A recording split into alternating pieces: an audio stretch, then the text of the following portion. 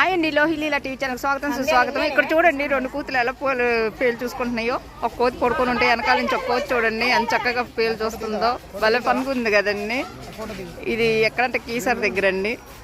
చూడండి వెనక్కి కూడా తల్లో పేలుంటే అందుకే అప్పుడు అప్ప చెప్తాయి ఎవరికి కదా వదిలేది కాదు. అది ఏరి తింటా ఉంది మామూలుగా. అది చూడండి ఏరి ఎలా తింటుందో. పేలు ఏరి తింటా ఉంది. అది చూస్తుంది మళ్ళీ ఉంచింది పీగుతుంది.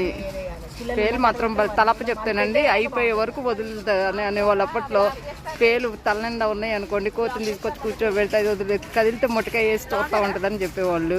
అది ఉట్టిదో నిజమో మనకి తెలిసి ఫన్గా అనుకుంటూ ఉండేవాళ్ళు. కానీ ఇప్పుడు చూస్తే అది కరెక్టే అనిపిస్తుంది.